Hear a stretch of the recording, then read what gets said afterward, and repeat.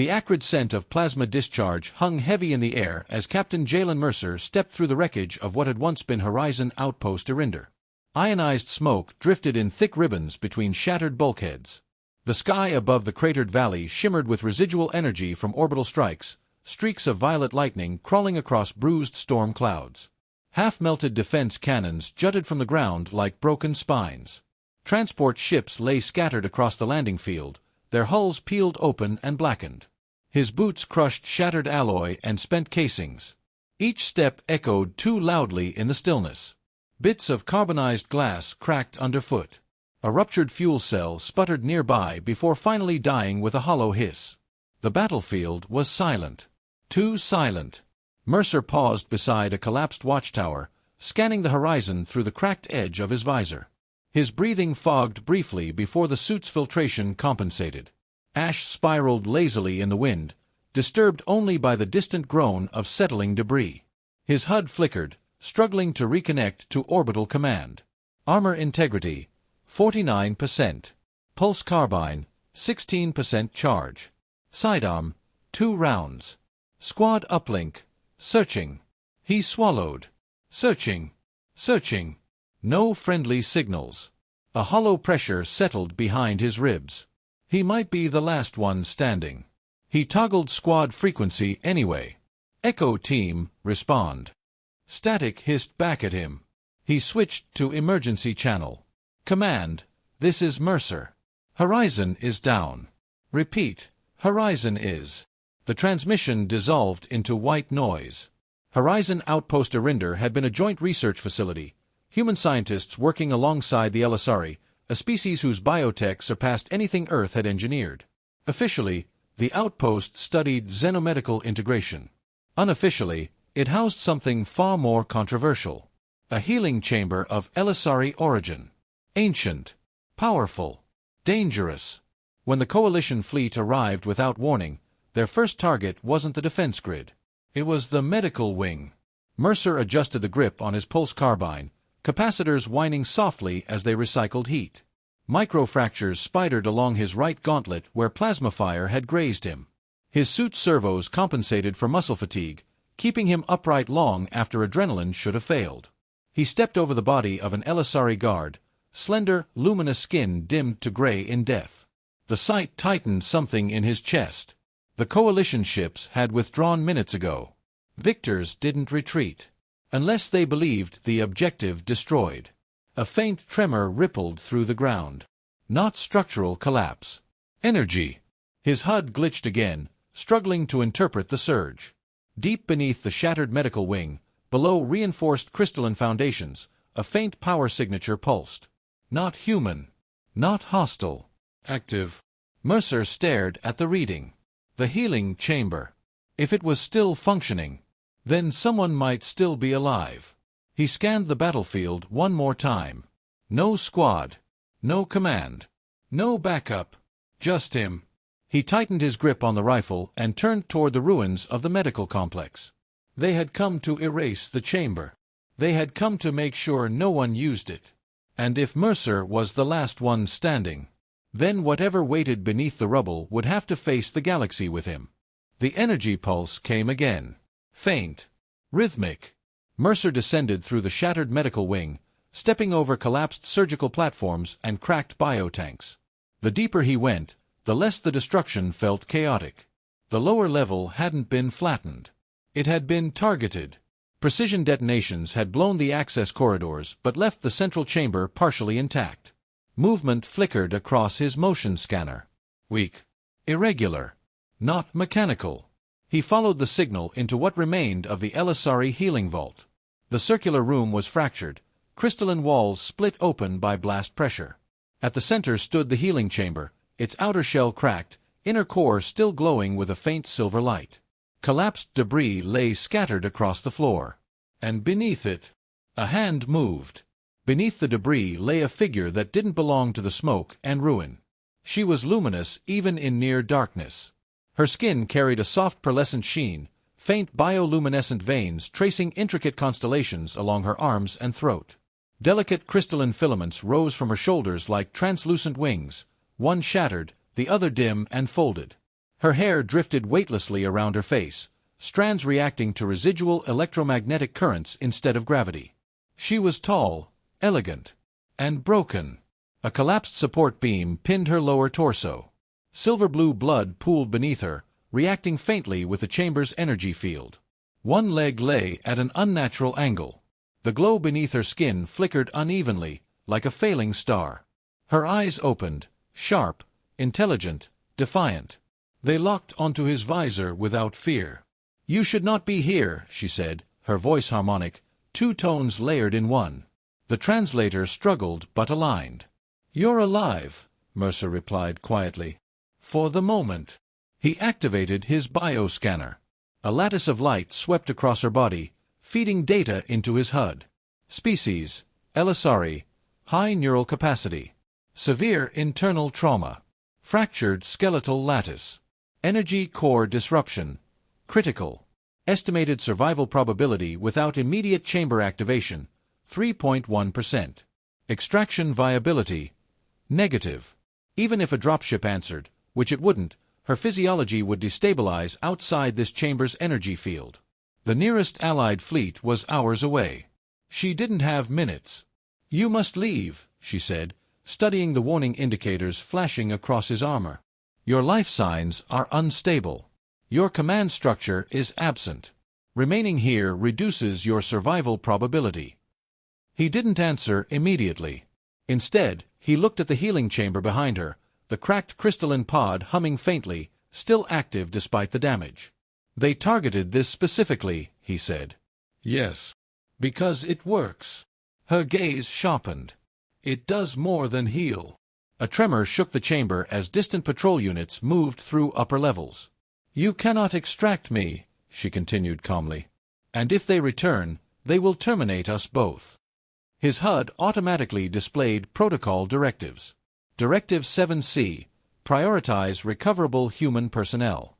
Directive 9F, do not engage in unauthorized xenobiological integration procedures. Her eyes never wavered. "Leave me," she said. His scanner confirmed it. She wouldn't survive extraction. Protocol was clear. Mercer stepped closer and reached for the beam pinning her in place. Then he ignored it. The support beam pinning her was fused into fractured crystal flooring. Mercer braced his boots against the debris and activated full servo assist.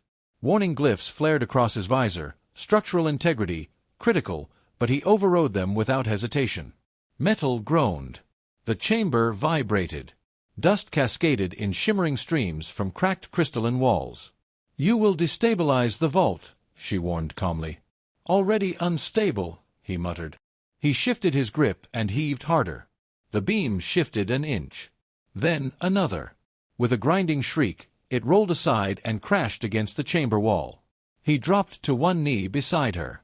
Silver-blue blood pulsed faintly from the wound at her side, reacting to the chamber's dim energy glow. Up close, he could see micro-fractures spidering across the crystalline filaments embedded in her skin. "Like hell," he muttered, sliding one arm beneath her shoulders and the other carefully under her legs. He lifted. She was lighter than she appeared, dense but balanced, her body warm with residual bioluminescent heat. The faint glow beneath her skin brightened slightly at contact, as if responding. "You are illogical, human," she said, studying him closely. "Yeah," he grinned behind the visor. "It's kind of our thing."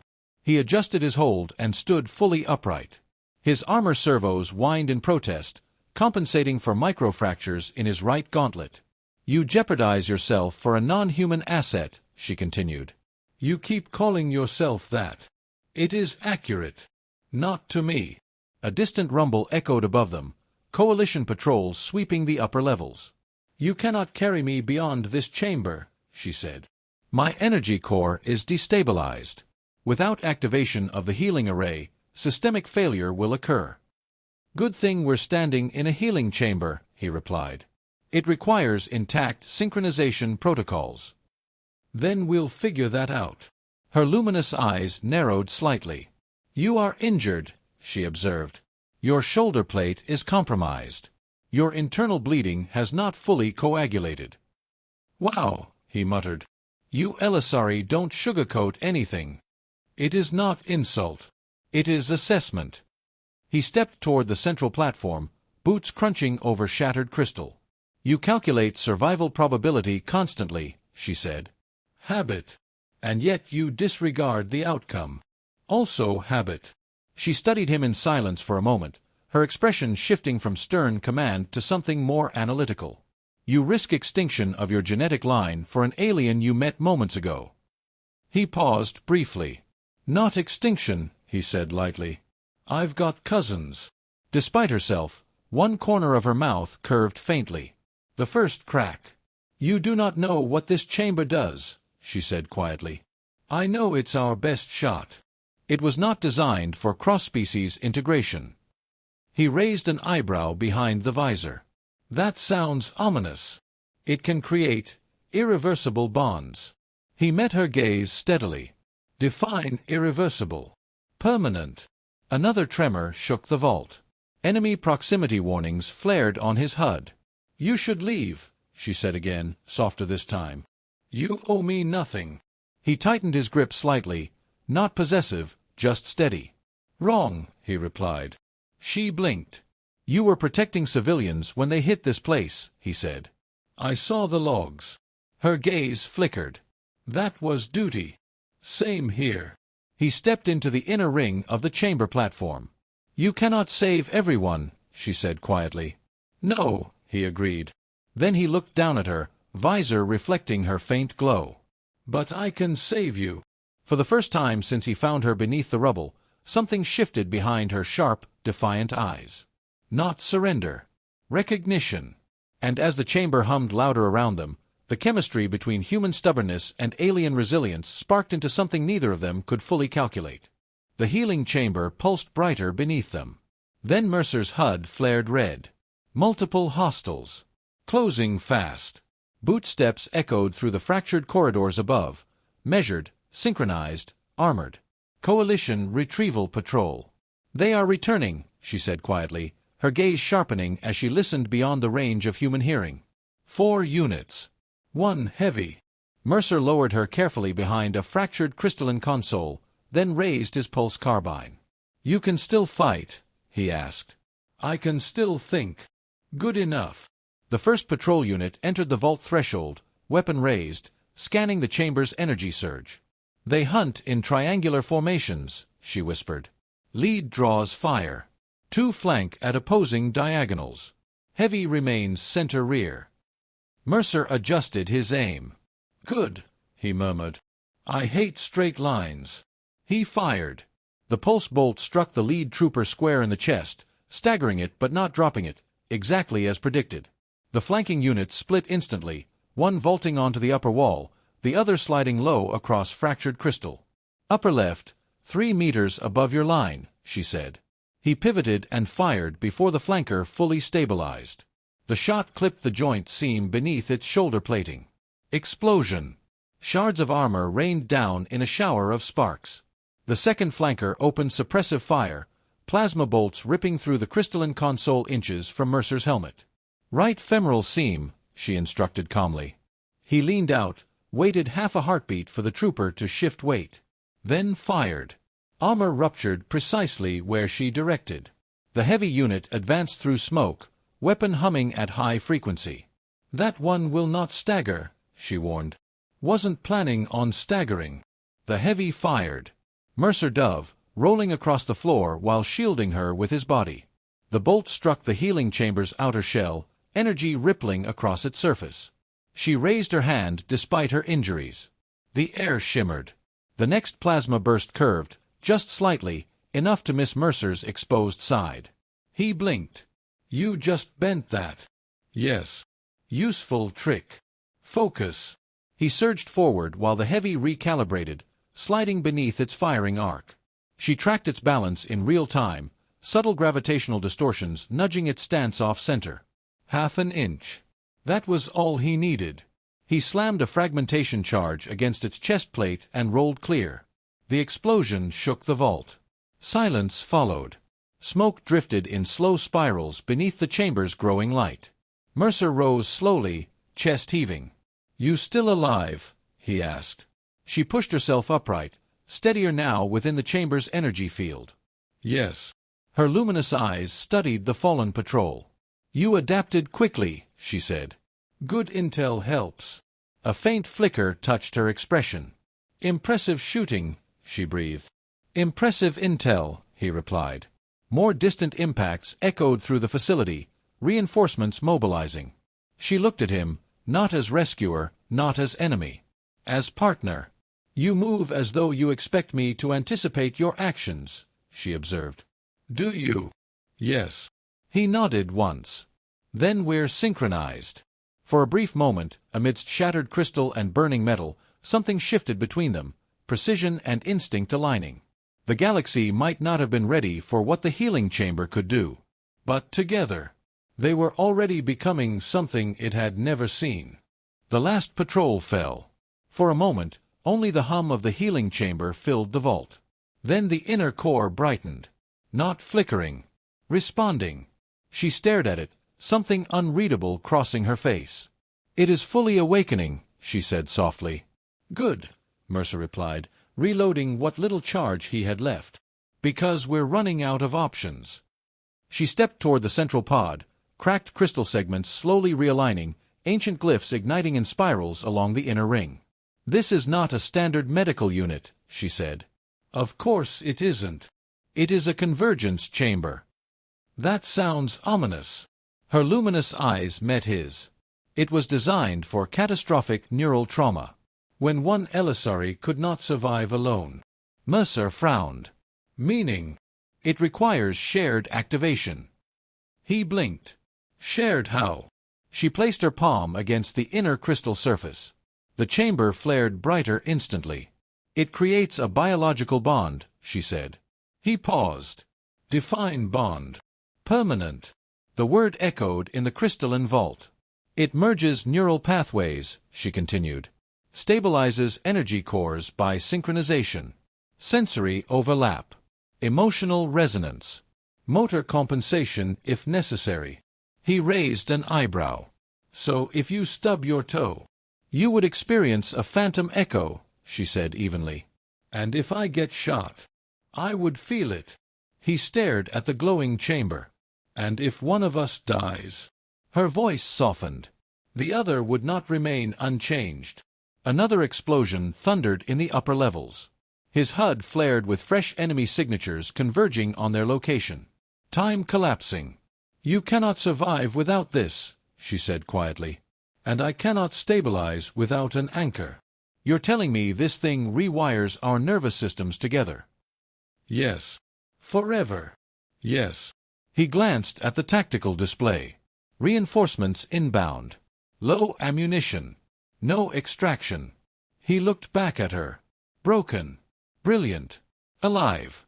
You realize my command will call this treason. Mine will call it heresy.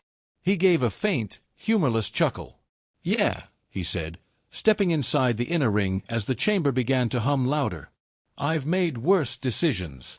She hesitated only a fraction of a second before joining him. Their hands met against the crystalline core. The glyphs ignited in blinding light, and the vault doors began to buckle under renewed assault. The chamber detonated in light. Not outward. Inward. Mercer felt something thread through his nervous system like liquid lightning. His breath caught a sensation multiplied. Heartbeat, pressure, awareness expanding beyond the boundaries of his own skin. He felt her thoughts before she spoke them. Not language. Patterns. Spatial geometry of the vault. Enemy positions beyond the sealed doors. Microfractures in the crystalline walls.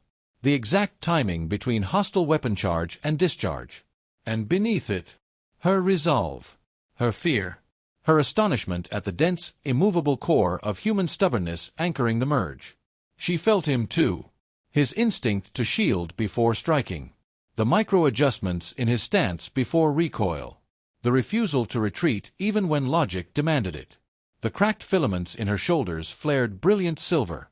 Her energy core stabilized.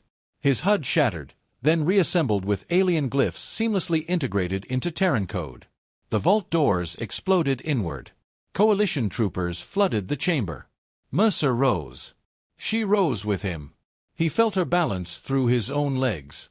She felt his trigger pull before he fired. The pulse bolt left his rifle and curved mid-flight. She shaped its path with subtle gravitational manipulation, splitting its trajectory into twin arcs that struck two targets simultaneously. The first rank fell. Return fire erupted. She raised her hand. He stepped forward. A kinetic barrier snapped into existence around them, formed by her energy control and anchored by his stance. Plasma bolts struck and dispersed in cascading flares of light. They moved, not as two beings, but as a single will. He rolled left before conscious thought formed. She destabilized the floor beneath a charging trooper. He came up firing. She compressed gravity at an exposed armor seam. The armor ruptured exactly where he aimed. Another flanker attempted a blindside. She sensed it before visual confirmation. He pivoted without looking. One shot. Down. The remaining troopers hesitated. Their tactical models were failing in real time. They had trained against humans. They had trained against Elisari. They had not trained against integration. Mercer felt her power surge, but it no longer threatened to overwhelm her. His endurance stabilized it. Her precision refined his aggression into something surgical. Balanced. Amplified. Evolved. The final trooper charged in desperation. She shifted gravity. He advanced. One decisive strike ended it. Silence reclaimed the vault. Smoke curled upward through fading silver light. The battlefield changed. Not because a superweapon had been unleashed, but because a human chose compassion over protocol. And in doing so, created something the galaxy was never ready to face. The last coalition ship slipped beyond orbital range within the hour. Through the bond, Mercer felt the shift ripple outward, confusion fracturing their command network, retreat vectors plotted with something dangerously close to uncertainty. They had come to destroy the healing chamber. Instead, they had witnessed something unprecedented. The chamber behind them dimmed to a soft internal glow. She stood steady now, no trace of destabilization in her energy core. Every breath she took resonated faintly through his own nervous system. Connected. Alive. Then, a subtle tremor in the shared current between them. "There's something you should know," she said quietly. He turned toward her. Before she finished forming the thought, he felt it. A faint harmonic beneath their synchronized awareness. Not pain. Not residual energy. A third presence. Soft. Emerging. Potential. His breath slowed. "That's not feedback from the chamber," he said. No. Her bioluminescent markings pulsed gently, not with combat readiness, but with transformation. "The convergence process does not merely stabilize," she explained. "Under full neural resonance, it may initiate generative continuity." He blinked. "In human terms," her luminous eyes held his without flinching, "we have created life." The words settled heavily in the silent vault. Through the bond, he felt it more clearly now, a nascent neural lattice forming at the intersection of their biology. Human adaptability woven into Elisari energy architecture. A hybrid matrix neither civilization had ever documented. "You're saying we just—" Yes. Outside the shattered facility, human recovery ships re-entered orbit. Elisari diplomatic vessels hovered at sensor distance, uncertain. If either side discovered this, panic would follow. Not because it was a weapon, but because it wasn't. A hybrid child represented more than biology. It represented possibility. Proof that integration was not theoretical. Proof that unity could outpace extinction. "They will fear what this means," she said softly. "Yeah," Mercer replied. He stepped closer, resting his forehead gently against hers. Through the bond, the third presence pulsed again, steady, undeniable. "But they'll have to learn." She studied him, searching. "You do not regret this?" He thought of the battlefield, of lifting her from rubble, of choosing defiance over safety. "No," he said. Beyond the horizon, fleets recalculated. Governments would soon face a truth neither had prepared for. The healing chamber had bonded them forever. And the galaxy wasn't ready for what that bond had created. Months later, the battlefield was a memory. Horizon Outpost Irinder had been rebuilt, not as a fortress, but as a sanctuary. Human alloy arched beside Elisari crystal spires, their energy systems interwoven in quiet, elegant harmony. Where plasma had once scarred the earth, gardens now grew beneath translucent biodomes. Where there had once been war, there was collaboration. The official name was the Irinder Convergence Accord. Soldiers called it something simpler. The Bond. Because that was where everything changed. Mercer stood on an observation platform overlooking the restored valley. The wind carried no ash now, only the faint hum of synchronized power grids and distant voices speaking in two languages that no longer sounded like enemies. Beside him stood the Elisari woman he had once carried into the chamber. She did not lean on him, but he felt her presence constantly, steady, warm, interwoven with his thoughts like a second heartbeat. Inside the central medical atrium, two civilizations gathered. Human physicians worked alongside Elisari energy architects. Not competitors. Witnesses. Mercer felt the first surge through the bond before any instrument registered it. "It is time," she whispered. He took her hand. When the pain came, he felt it, not as invasion, but as shared effort. He anchored her instinctively, grounding the surge of Elisari resonance with human stubborn endurance. "You chose this path," she murmured softly. "Every step," he replied. Then A cry filled the chamber. Layered. Harmonic. Human breath woven with alien resonance. Silence followed.